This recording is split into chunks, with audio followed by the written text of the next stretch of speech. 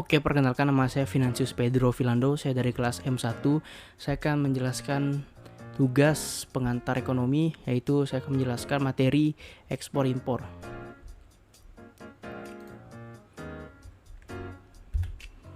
Apa itu ekspor dan impor? Apa itu ekspor?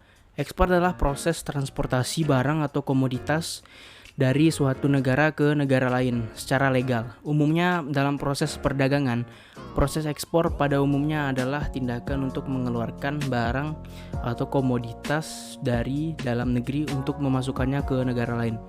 Kemudian apa itu impor? Dalam artian sempit, impor adalah kegiatan memasukkan atau mendatangkan barang dan jasa dari luar negeri secara umum. Impor adalah proses transportasi barang atau komoditas dari suatu negara ke negara lain secara legal, umumnya dalam proses perdagangan. Kemudian produk ekspor dan impor.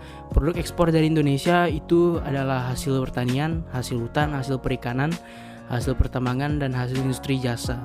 Kemudian barang-barang yang diimpor ke Indonesia antara lain beras, daging, besi, baja, kain, alat elektronik, kendaraan bermotor, sepeda, dan alat transportasi. Kemudian syarat melakukan kegiatan ekspor dan impor yaitu 1. Memenuhi prosedur yang telah ditentukan. 2. Memiliki izin ekspor. 3. Memiliki surat izin usaha perdagangan.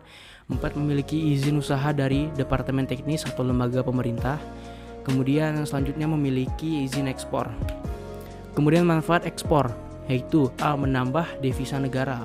Devisa negara merupakan aset penting dalam meningkatkan perekonomian suatu negara. Kegiatan ekspor menyumbangkan devisa yang besar, terutama bagi negara eksportir. Kemudian memperluas pasar bagi produk lokal, yaitu kegiatan ekspor sangat berperan dalam memasarkan produk dalam negeri ke luar negeri. Semakin besar permintaan produk dalam negeri, di luar negeri akan semakin besar kegiatan produksi yang berlangsung di dalam negeri. Kemudian memperluas lapangan kerja. Ketersediaan lapangan kerja yang luas sangat penting dalam upaya untuk mengurangi angka pengangguran dan beban tanggungan negara.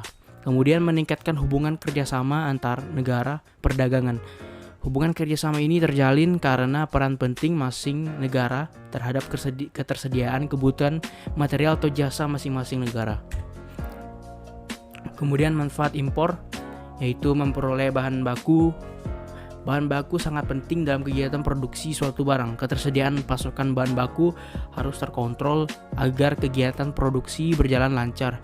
Biasanya bahan baku yang diproduksi di dalam negeri relatif lebih mahal dibandingkan dengan yang diproduksi di luar negeri.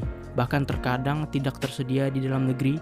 Oleh karena itu, produsen dalam negeri cenderung mengimpor bahan baku dari luar negeri.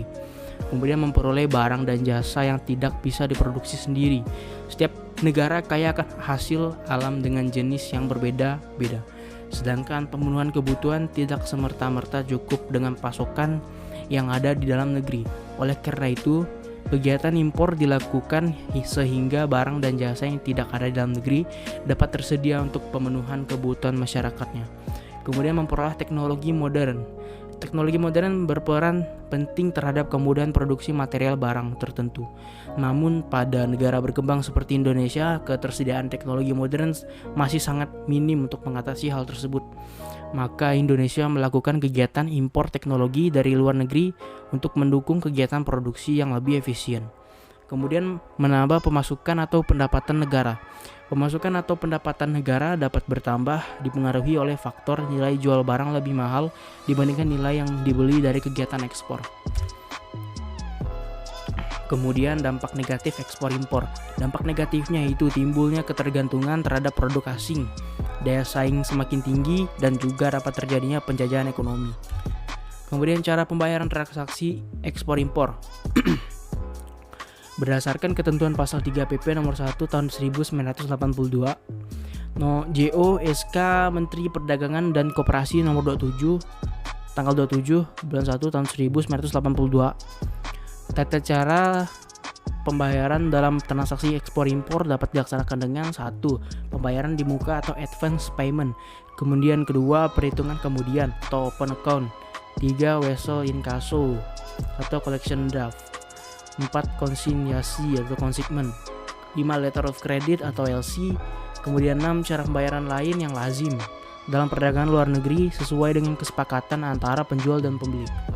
Kemudian masalah dalam ekspor impor, faktor eksternalnya ke satu, kepercayaan antara eksportir importir, kemudian pemasaran, sistem kuota dan kondisi hubungan perdagangan dengan negara lain, kemudian keterkaitan dalam keanggotaan organisasi internasional, kemudian kurangnya pemahaman akan tersedianya kemudahan internasional.